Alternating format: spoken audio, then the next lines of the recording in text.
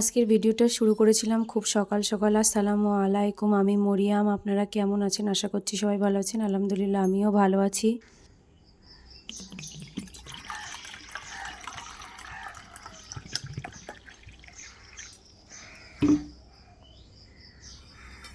একটু সকাল সকালে ঘুম থেকে উঠেছিলাম, উঠে সকালের সমস্ত কাজ করে নিয়ে ব্রাশ করে এসে একটু জল খেয়ে দেন কয়েকটা ছোলা খেয়ে নিলাম।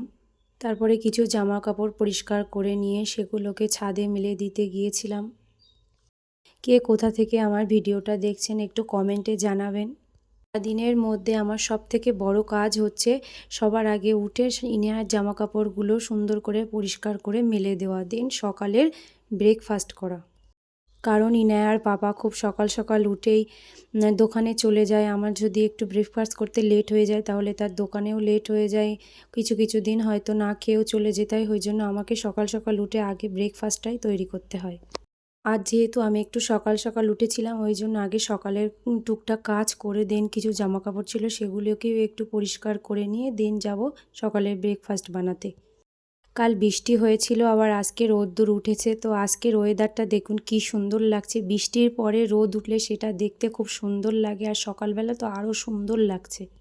কথা বলতে বলতে আমার সমস্ত জামা কাপড় মেলা হয়ে গিয়েছে, দেন আমি নিচে চলে যাব।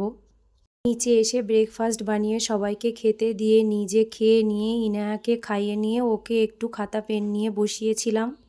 এর মধ্যে আমি আর ভিডিও অন করতে পারিনি। এর মধ্যে আমি অনেক কাজ করে নিয়েছি, ঘর ঝাড়ু দেওয়া মোছা সবই হয়ে গিয়েছে। এবারে আমি রান্না করছি।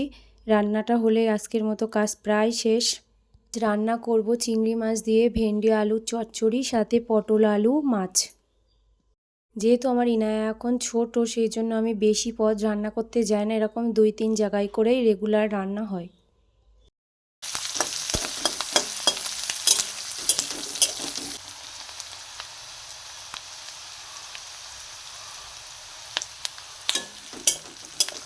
তেলে চিংড়ি মাছগুলো দিয়ে সুন্দর করে একটু ভাজা ভাজা করে নিয়ে দেন ওতে পেঁয়াজ দিয়ে একটু ভাজা ভাজা করে নিয়ে এবার একটু রসুন ঝাল এগুলো দিয়ে নিয়ে এবারে একটু নাড়াচাড়া করে ভেন্ডি ঢেলে দেব। আমি এইভাবেই রান্না করি, কে কীভাবে রান্না করেন আমাকে একটু কমেন্টে জানাবেন।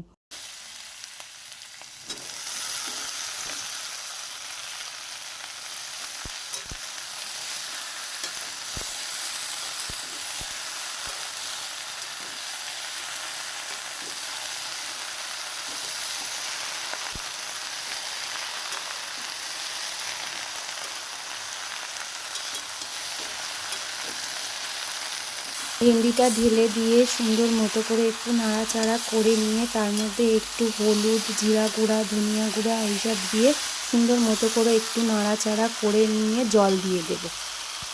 জল দিয়ে সুন্দর মতো ফুটে গেলে আলু ভেন্ডি গলে গেলে জলটাকে পুরো শুকনো করে নিয়ে নামিয়ে নেব। এটাই ছিল আমার আজকে চিংড়ি মাছ দিয়ে ভেন্ডি চচ্চড়ি। আমার ব্যাকগ্রাউন্ডটাকে সবাই একটু স্কিপ করবেন, কারণ আমি নতুন ভিডিও করা শুরু করছি, তেমনভাবে কোনো প্রেশার নেই, তবে আমি আমার ব্যাকগ্রাউন্ডটাকে খুব তাড়াতাড়ি চেঞ্জ করব।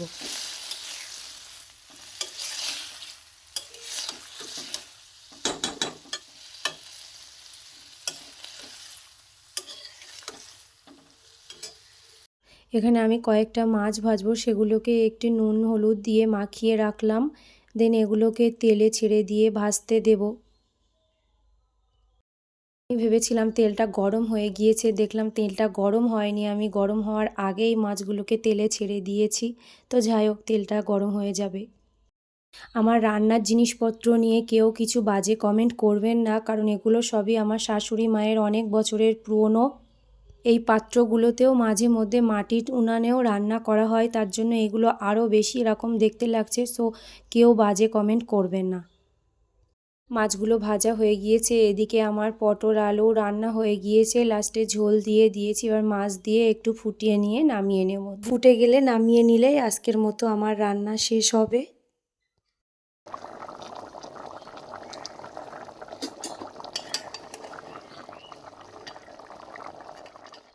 রান্না শেষ হয়ে গেলে আমি গোসল করে এসেছি। এর মধ্যে আমি আমার ইনায়াকে গোসল করিয়ে নিয়েছি, আর যা টুকটাক কাজ ছিল সেগুলোকেও করে নিয়েছি। এবার আমি ঘরে এসে একটু স্কিন কেয়ার করে নিচ্ছি। আমার খাটের উপরটাকে ইগনোর করো, কারণ আমি ইনায়াকে এই খেলনাগুলো দিয়ে খেলা করতে বসিয়ে রেখে আমি গোসল করতে গিয়েছিলাম।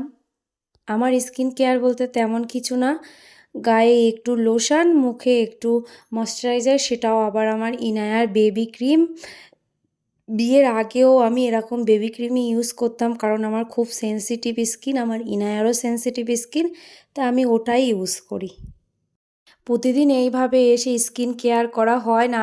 আজ ওই যে সকাল সকাল একটু ঘুম থেকে উঠেছিলাম, কাজগুলো একটু সকাল সকাল হয়ে গিয়েছিল, ওই জন্য একটু আয়নার সামনে দাঁড়িয়ে স্কিন কেয়ার করা, মাথাটা একটু আঁচড়ানো, এইসবগুলো একটু করতে পেরেছি। ঘুম থেকে সকাল সকাল উঠলে একটু ভালোই হয়, কাজগুলো একটু সকাল সকাল হয়ে গেলে একটু নিজেকেও সময় দেওয়া যায়। আমি আমার ইনায়াকে তেমন একটা ফোন দেখাই না, ওকে আমি খেলনা দিয়েই ব্যস্ত রাখার চেষ্টা করি। সব সময় খেলনা দিই, নিজে একটু ওর সঙ্গে খেলা করি, নিজে একটু ওর সঙ্গে সময় দিয়ে ওকে একটু অ্যাক্টিভ রাখার চেষ্টা করি। ফোন থেকে আমি একটু যতটা সম্ভব পারি দূরে রাখার চেষ্টা করি। বর্তমান যা সমাজ, তার থেকে ফোন থেকে একেবারেই দূরে রাখা সম্ভব না। যতটুকু সময় পাই চেষ্টা করি ফোনটা না দেওয়ার।